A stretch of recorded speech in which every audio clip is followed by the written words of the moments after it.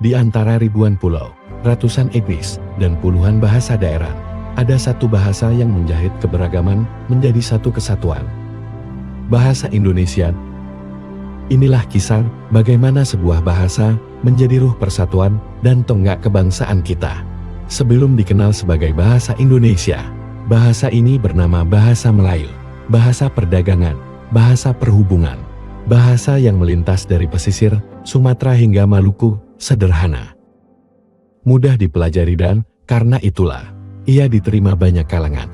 Bahasa Melayu menjadi fondasi yang kelak mengantarkan kita pada sebuah peristiwa agung dalam sejarah. 28 Oktober tahun 1928, pemuda dari Sabang hingga Merauke berkumpul dan berikrar. Untuk pertama kalinya, sebuah bahasa dipilih sebagai identitas kebangsaan. Kami, putra dan putri Indonesia, menjunjung bahasa persatuan, bahasa Indonesia.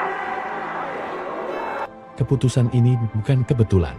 Ini adalah strategi cerdas untuk menyatukan bangsa yang masih terpecah oleh kolonialisme. Pada saat bahasa Belanda mendominasi administrasi dan pendidikan, para pemuda justru mengangkat bahasa sendiri yang sederhana, tetapi kuat sebagai alat perjuangan. Seiring perjalanan bangsa, bahasa kita pun tumbuh dari Ejaan Van of Weysen ke Ejaan Suwandi Republik, kemudian EYD tahun 1972, hingga EYD edisi 5 yang digunakan saat ini. Pembinaan bahasa terus dilakukan oleh negara melalui Badan Bahasa agar bahasa Indonesia tetap baku, modern, dan adaptif terhadap perkembangan ilmu pengetahuan. Bahasa Indonesia bukan bahasa yang statis. Ia hidup, bergerak, dan berkembang bersama masyarakatnya. Sebagai bahasa persatuan, bahasa Indonesia menjadi jembatan komunikasi antar etnis. Ia meniadakan sekat, merangkul keragaman, dan menjadi rumah bersama bagi seluruh warga negara. Nama saya Sukma Ramadan, saya lulusan S1 di UNJ, Prodi Pendidikan Bahasa Perancis. Terus saya juga S2 lulus di UPH, Teknologi Pendidikan. Saat ini saya mengajar di SMA Bina Nusantara Simpruk di Kebayoran sebagai guru bahasa Perancis dan guru bahasa Indonesia. Awal mula lahirnya bahasa Indonesia. Nah, kalau misalnya kita boleh tarik sedikit ya. Jadi kan sebenarnya dulu sebelum peristiwa Sumpah Pemuda itu, anak-anak dan juga masyarakat Indonesia itu kan mereka kan menggunakan bahasa daerah masing-masing. Nah, kemudian muncullah sebuah paham kalau misalnya untuk menyatukan sama rasa, sama pemikiran, sama pendapat, kita harus menggunakan sebuah simbol. Nah, jadi bahasa itu kalau menurut teorinya adalah sebuah simbol, sebuah atribut yang digunakan oleh masyarakat untuk menjadi sebuah sebuah kesatuan. Nah, makanya dibutuhkanlah simbol.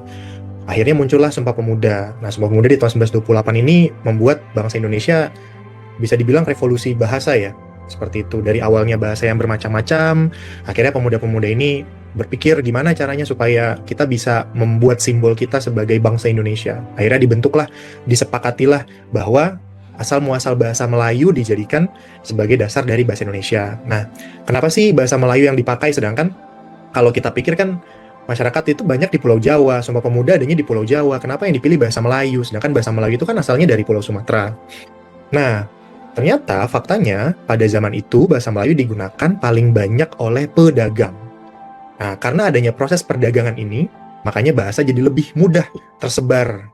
Nah, jadi yang di Pulau Jawa tahu bahasa Melayu karena berkat pedagang, yang di Pulau Kalimantan tahu bahasa Melayu karena berkat pedagang, dan seterusnya. Nah, seperti itu.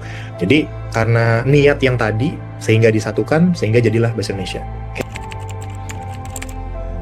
Nah, karena bahasa Indonesia itu tidak membawa atribut dari suku apapun, sikapnya netral, jadi sehingga menurut saya ini jadi seperti warna netral untuk semua orang, jadinya inklusif. Karena inklusif, jadi bisa memeluk semua perbedaan, memeluk semua keberagaman, jadi sehingga diharapkan bahasa Indonesia bisa menjadi hal yang dapat dimiliki semua orang Indonesia, seperti itu. Oke, menurut saya sudah sesuai ya, karena Bahkan di sekolah-sekolah internasional pun bahasa Indonesia adalah salah satu mata pelajaran wajib bagi siswa-siswanya yang baik WNI maupun WNA. Itu di sekolah internasional tempat saya mengajar.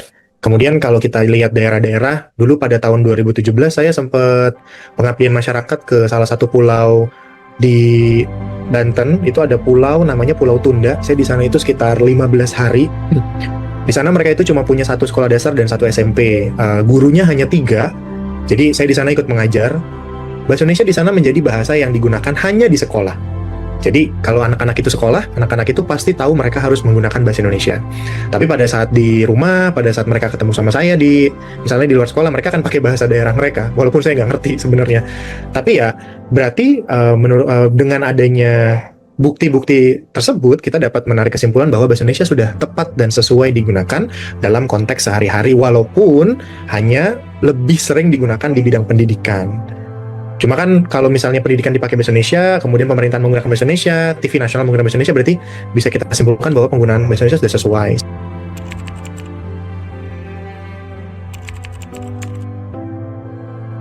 Menurut saya bahasa Indonesia sangat penting karena menjadi identitas dan alat pemersatu bangsa, terutama bagi generasi muda.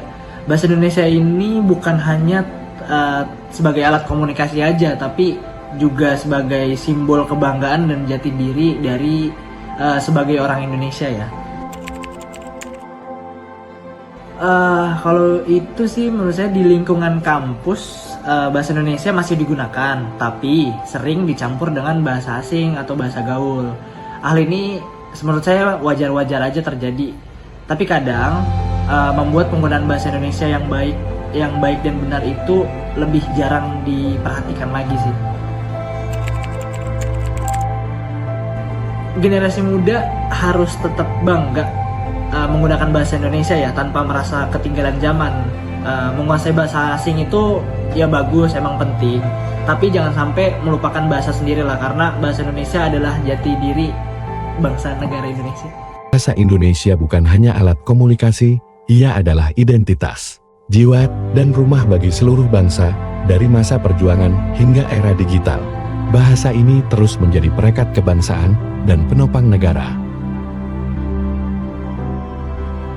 Mari kita jaga, gunakan, dan lestarikan bahasa Indonesia.